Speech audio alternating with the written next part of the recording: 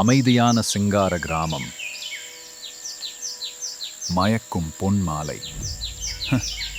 ஆனால் சிலருக்கு இது மந்தமான மதுவின் மயக்கத்தில் மூழ்கும் இரவு.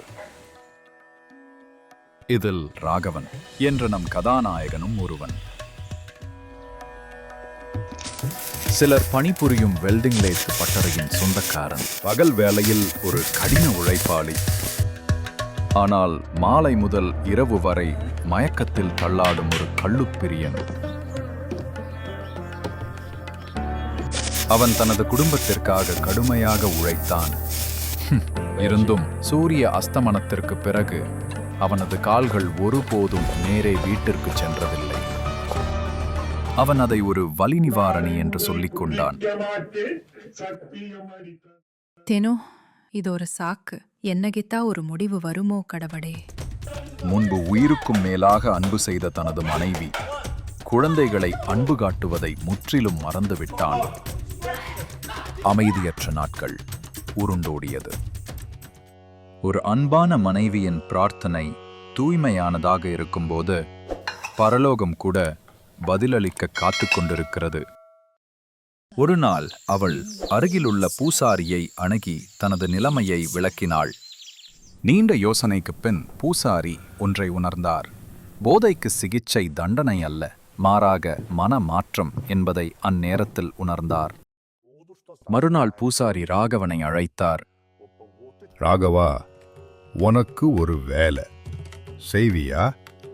நாளையிலே இருந்து 21 நாளுக்கு இந்த மண் பானையும் தீபத்தையும் இந்த ஆலயத்திலிருந்து வீட்டுக்கு பத்திரமா கொண்டு போய் சேர்க்கணும். வழியில தண்ணி சிந்தக்கூடாது, நெருப்பு அணையக்கூடாது.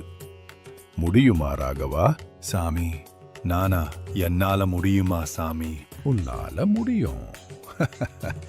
சொல்றேன்னா, உன்னை பத்தி எனக்கு நல்லா தெரியும். உன்னால முடியும் ராகவா.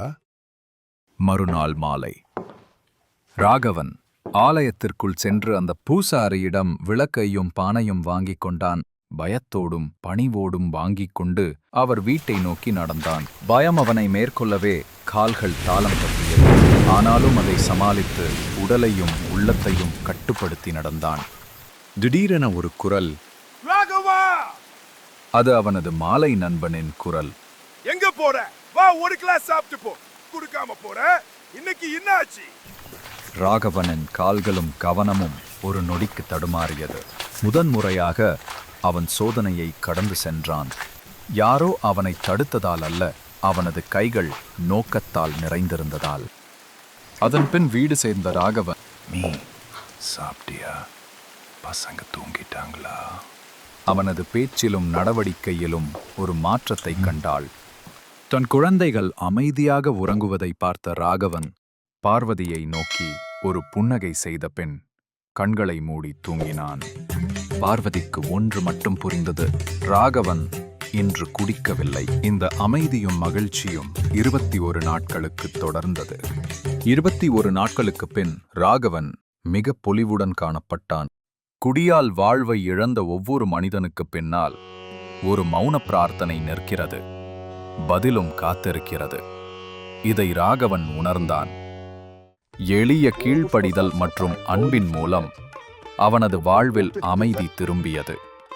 ஒரு நம்பிக்கை விளக்கு, ஒரு குவளை தண்ணீர் மற்றும் 21 நாட்கள் ஒழுக்கம். ஒரு மனிதன் தனது உயிரை மீட்டெடுக்க அவ்வளவுதான் தேவைப்பட்டது. ராகவன் குடும்பத்தில் மீண்டும் சந்தோஷம் திரும்பியது. உன்னை அழிப்பதை விட்டுவிடு.